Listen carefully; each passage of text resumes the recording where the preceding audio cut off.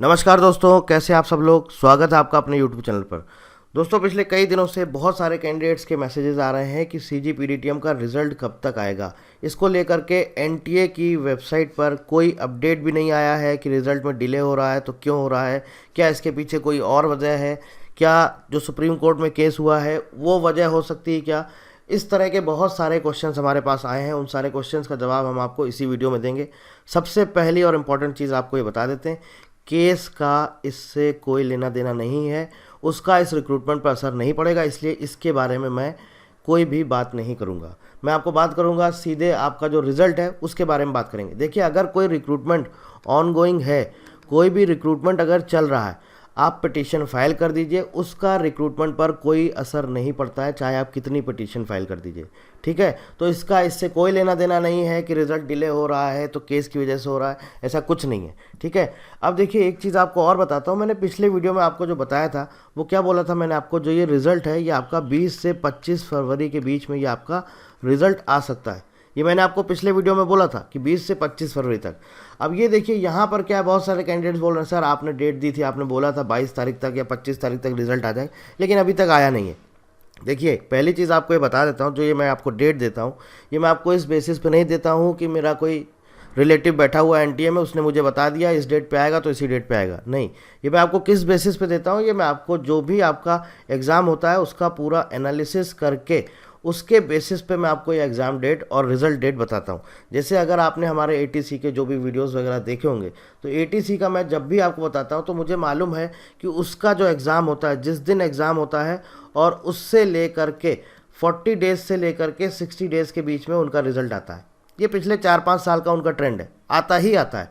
आप कोई भी पिछले रिक्रूटमेंट उनको उठा के देख लीजिए एटीसी का, जिस दिन एग्ज़ाम हुआ है उससे लेकर के 40 से 60 दिन के पहले पहले इनका फाइनल रिजल्ट आ जाता है। तो उसके बेसिस पे हम बता देते हैं कि ये इस दिन आपका रिजल्ट आएगा। सेम यही सीजीपीडीटीएम में अगर आप इनका टाइमलाइन देखें, ये देखिए राइट साइड में जब क्यूसीआई को ये दिया गया था रिक्रूटमेंट प्रोसेस, तो क्यूसीआई के अकॉर्डिंग अगर आप देखिए मेंस एग्ज़ाम कब कंडक्ट कराया इन्होंने, 1 अक्टूबर 2023, और रिजल्ट ये दे रहे थे आपको 15 दिन के अंदर 16 अक्टूबर। लेकिन क्योंकि अब एजेंसी चेंज हो गई है और ऑलरेडी टाइम लग रहा है। अब देखिए प्रीलिम्स एग्ज़ाम देखिए 3 सितंबर, इनके अकॉर्डिंग रिजल्ट देना था 13 सितंबर। तो अब आप यहाँ पर अंदाज़ा लगा सकते हैं कि प्रीलिम्स के रिजल्ट में कितना गैप है, 10 दिन का। मेंस एग्ज़ाम के बीच में कितना गैप है, 15 दिन का। ठीक है, अब आप इधर आ जाइए, जो आपका ये सीजीपीडीटीएम वाला है। प्रीलिम्स का एग्ज़ाम आपका हुआ 21 दिसंबर को, रिजल्ट आया है 10 जनवरी को, यानी कि 20 दिन। ठीक है, ऑलमोस्ट 20 दिन आप मान सकते हैं। इन्होंने बोला तो था कि फर्स्ट वीक में आएगा, बोला था फर्स्ट वीक में आएगा, लेकिन डिले कर दिया।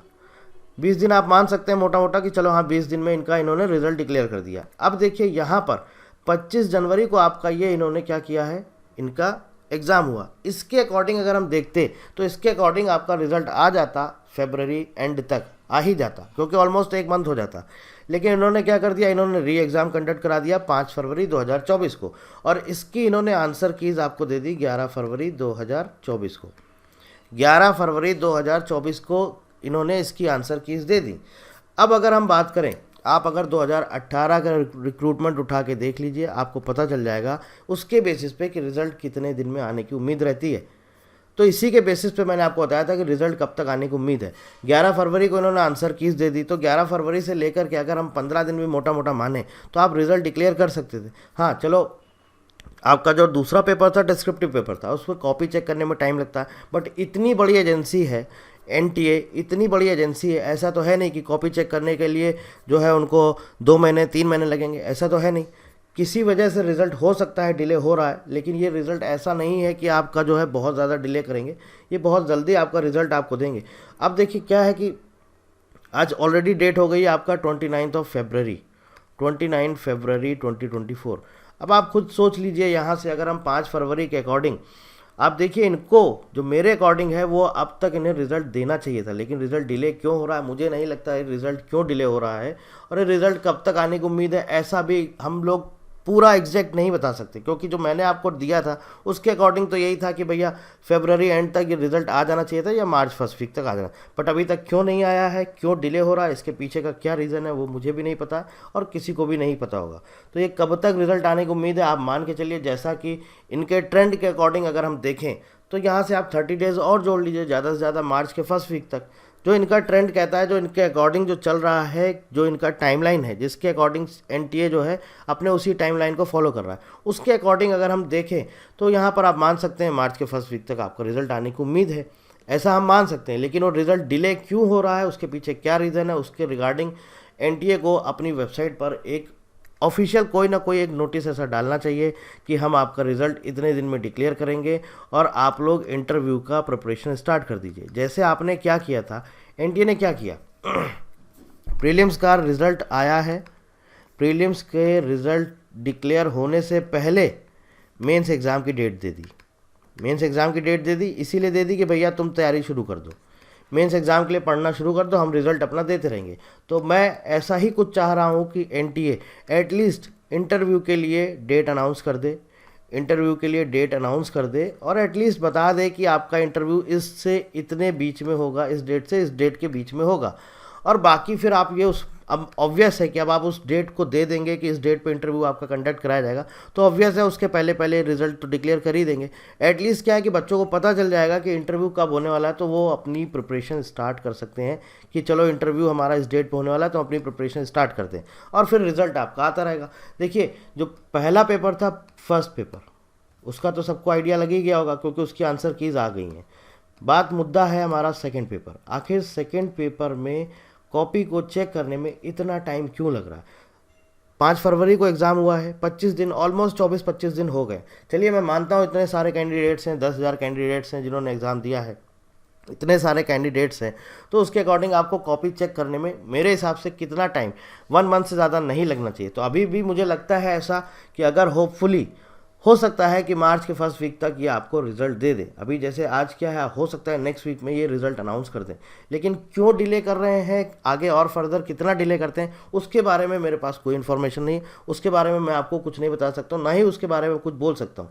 बट जो इनका ट्रेंड है उसके अकॉर्डिंग मैं आपको अभी फिर बोल रहा हूँ, जो मैंने आपको पहले बोला था कि 20 से 25 फरवरी तक आने की उम्मीद थी, लेकिन क्यों डिले हो रहा है, क्यों कर रहे हैं, उसके पीछे क्या रीज़न है नहीं मालूम है।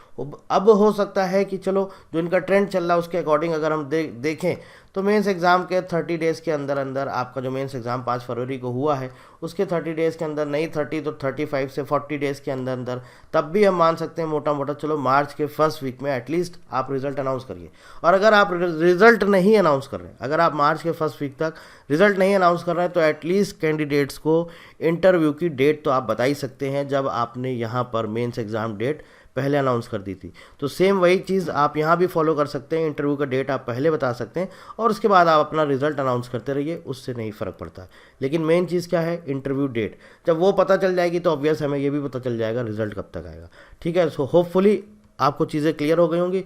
और दूसरी चीज़ जो मैं आपको ये बोल रहा हूँ, इसका इस रिक्रूटमेंट से देखिए क्या होता है, जो भी ऑनगोइंग रिक्रूटमेंट है, ठीक है ना, जब तक कोर्ट का एज सच कोई ऑर्डर या स्टे वगैरह नहीं आता है तब तक उस रिक्रूटमेंट पर कोई असर नहीं पड़ता है। रिजल्ट जो आप लोग बोल रहे हैं कि केस की वजह से डिले हो रहा है, ऐसा कुछ नहीं है कि रिजल्ट उसकी वजह से डिले हो रहा है, उसका इससे कोई लेना देना नहीं।